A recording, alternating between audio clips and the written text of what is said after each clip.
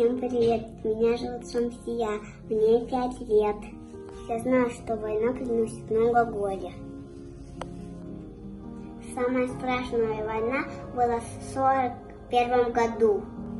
С того дня прошло 75 лет. Всех жителей планеты я поздравляю с Днем Победы. В этот день мы вспоминаем, как шла война.